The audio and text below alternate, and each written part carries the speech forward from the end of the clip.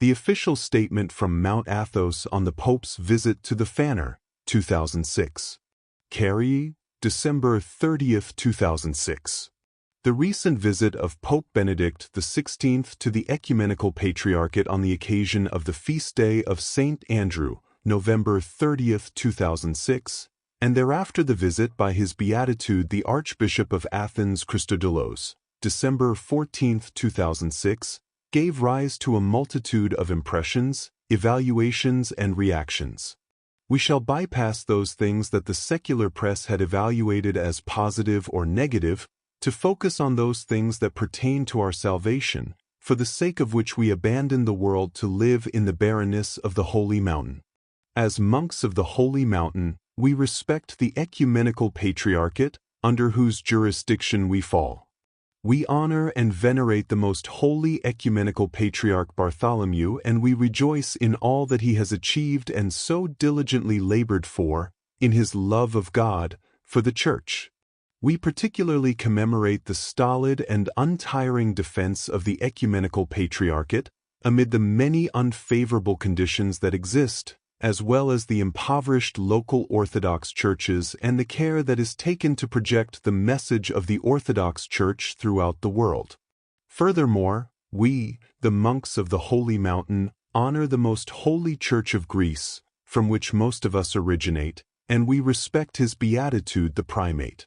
However, the events that took place during the recent visits of the Pope to Phanar and of His Beatitude the Archbishop to the Vatican brought immense sorrow to our hearts. We desire and we struggle all of our life to safeguard the trust of the Holy Fathers, which was bequeathed to us by the holy founders of our sacred monasteries and the blessed reposed Fathers before us. We strive to the best of our ability to live the sacrament of the Church and the unblemished Orthodox faith, according to what we are daily taught by the divine services, the sacred readings, and the teachings in general of the Holy Fathers which are set out in their writings and in the decisions of the ecumenical synods. We guard our dogmatic awareness, like the pupil of our eye, and we reinforce it, by applying ourselves to God-pleasing labors and the meticulous study of the achievements of the Holy Confessor Fathers when they confronted the miscellaneous heresies, and especially of our Father among the saints, Gregory of Palamas, the holy martyrs of the Holy Mountain and the holy martyr Cosmas I, whose sacred relics we venerate with every honor and whose sacred memory we incessantly celebrate. We are afraid to remain silent whenever issues arise that pertain to the trust that our fathers left us. Our responsibility towards the most venerable fathers and brothers of the overall brotherhood of the Holy Mountain and towards the pious faithful of the Church who regard Athonite monasticism as their non-negotiable guardian of sacred tradition weighs heavily upon our conscience. The visits of the Pope at Phanar and the Archbishop's visit at the Vatican may have secured certain benefits of a secular nature. However, during those visits, various other events took place which were not according to the customs of Orthodox ecclesiology, or commitments were made that would neither benefit the Orthodox Church nor any other heterodox Christians. First of all, the Pope was received as though he were a canonical, proper Bishop of Rome. During the service, the Pope wore an omophoron. He was addressed by the Ecumenical Patriarch with the greeting, "Blessed is the one who comes in the name of the Lord," as though it were Christ the Lord. He blessed the congregation and he was commemorated as Most Holy and His Beatitude the Bishop of Rome. Furthermore, all of the Pope's officiating clergy wore an omophoron during the Orthodox Divine Liturgy. Also, the reciting of the Lord's Prayer, his liturgical embrace with the Patriarch, were displays of something more than common prayer. And all of this, when the Papist institution has not budged at all from its heretical teachings and its policy.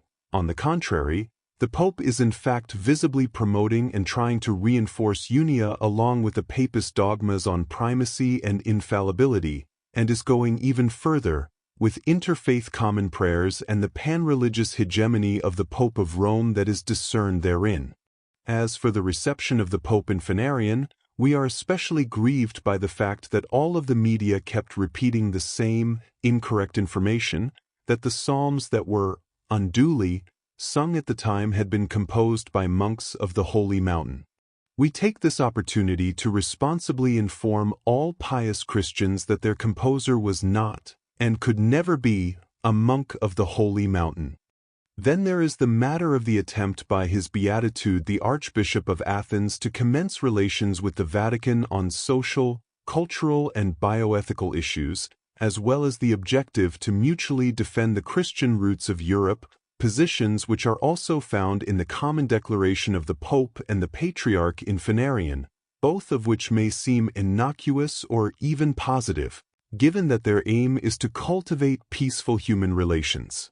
Nevertheless, it is important that all these do not give the impression that the West and Orthodoxy continue to have the same bases, or lead one into forgetting the distance that separates the Orthodox tradition from that which is usually presented as the European spirit. Western Europe is burdened with a series of anti-Christian institutions and acts, such as the Crusades, the Holy Inquisition, slave trading, and colonization. It is burdened with the tragic division which took on the form of the schism of Protestantism, the devastating world wars, also the man-centered humanism and its atheist view. All of these are the consequence of Rome's theological deviations from orthodoxy. One after the other, the Papist and the Protestant heresies gradually removed the humble Christ of orthodoxy, and in his place, they enthroned haughty man. The holy Bishop Nicholas of Ohrid and Zitzer wrote the following from Dachau. What, then, is Europe? The Pope and Luther. This is what Europe is at its core, ontologically and historically. The Blessed Elder Justin Popovich supplements the above. The Second Vatican Synod comprises the rebirth of every kind of European humanism. Because the Synod persistently adhered to the dogma on the Pope's infallibility, and he surmises, undoubtedly, the authorities and the powers of Western European culture and civilization are Christ expellers. This is why it is so important to project the humble morality of orthodoxy and to support the truly Christian roots of the united Europe, the roots that Europe had during the first Christian centuries, during the time of the catacombs and of the 7 holy ecumenical synods. It is advisable for orthodoxy to not tax itself with foreign sins, and furthermore, the impression should not be given to those who became de-Christianized in reaction to the sidetracking of Western-style Christianity that orthodoxy is related to it, thus ceasing to testify that it is the only authentic faith in Christ and the only hope of the peoples of Europe. The Roman Catholics' inability to disentangle themselves from the decisions of their pursuant and, according to them, ecumenical synods, which had legitimized the filioque, the primacy, the infallibility, the secular authority of the Roman pontiff, created grace, the Immaculate Conception of the Holy Mother, Unia. Despite all these, we Orthodox continue the so-called traditional exchanges of visits, bestowing honors befitting an Orthodox bishop on the Pope and totally disregarding a series of sacred canons which forbid common prayers, while the theological dialogue repeatedly flounders, and, after being dredged from the depths, it again sinks down. All indications lead to the conclusion that the Vatican is not orienting itself to discard its heretical teachings, but only to reinterpret them, in other words, to veil them. Roman Catholic ecclesiology varies from one circular to the other, from the so-called open ecclesiology of the encyclical Ut Unum Sint to the ecclesiological exclusivity of the encyclical Dominus Jesus. It should be noted that both of the aforementioned views are contrary to Orthodox ecclesiology. The self-awareness of the Holy Orthodox Church as the only one holy, Catholic and Apostolic Church does not allow for the recognition of other heterodox churches and confessions as sister churches. Sister churches are only the local Orthodox churches of the same faith. No other homonymous reference to sister churches other than the Orthodox one is theologically permissible. The filioque is promoted by the Roman Catholic side as yet another legal expression of the teaching regarding the procession of the Holy Spirit and theologically equivalent to the Orthodox teaching that procession is only from the Father, a view that is unfortunately supported by some of our own theologians. Besides, the pontiff is maintaining the primacy as an inalienable privilege, as one can tell from the recent erasure of the title Patriarch of the West by the current Pope Benedict XVI, also from his reference to the worldwide mission of the Apostle Peter and his successors during his homily in the Patriarchal Temple, as well as from his also recent speech, which included the following: "Within the society, with the successors of the apostles, whose visible unity is guaranteed. By the successor of the Apostle Peter, the Ukrainian Catholic community managed to preserve the sacred tradition alive. In its integrity, Catholic Newspaper, number 3046. April 18, 2006. Unia is being reinforced and reassured in many and various ways, despite the proclamations by the Pope to the contrary. This dishonest stance is witnessed, apart from other instances, by the provocative intervention of the previous Pope, John Paul II, which led the Orthodox Roman Catholic dialogue in Baltimore into a disaster, as well as by the letter sent by the current Pope to the Cardinal Lyubomir Husar, the Uniate Archbishop of Ukraine. In this letter dated February 22, 2006, the following is emphatically stressed: "It is imperative to secure the presence of the two great carriers of the only tradition, the Latin and the Eastern. The mission that the Greek Catholic Church has undertaken, being in full communion with the successor of the Apostle Peter, is twofold. On one side, it must visibly preserve the Eastern tradition inside the Catholic Church. On the other, it must favor the merging of the two traditions, testifying that they not only can coordinate between themselves, but that they also constitute a profound union amid their variety." Seen in this light, polite exchanges such as the visits of the Pope to Phanar and the Archbishop of Athens to the Vatican, without the prerequisite of a unity in the faith, may on the one hand create false impressions of unity and thus turn away the heterodox who could have looked towards orthodoxy as being the true church, and on the other hand, blunt the dogmatic censor of many orthodox. Even more, they may push some of the faithful and pious orthodox, who are deeply concerned over what is taking place inopportunely and against the sacred canons, to detach themselves from the corpus of the Church and create new schisms. Thus, out of love for our orthodoxy, but with pain as regards the unity of the Church, and with a view to preserve the Orthodox faith free of all innovations, we proclaim in every direction that which was proclaimed by the extraordinary, double, Holy Assembly of our sacred community of the Holy Mountain on the 9th/22nd of April 1980.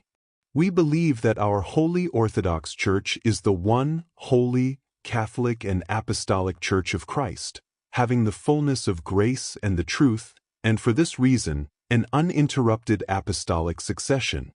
On the contrary, the so-called churches and the confessions of the West, having distorted the faith of the gospel, the apostles and the fathers on many points, are deprived of the hallowing grace, the true sacraments and the apostolic succession.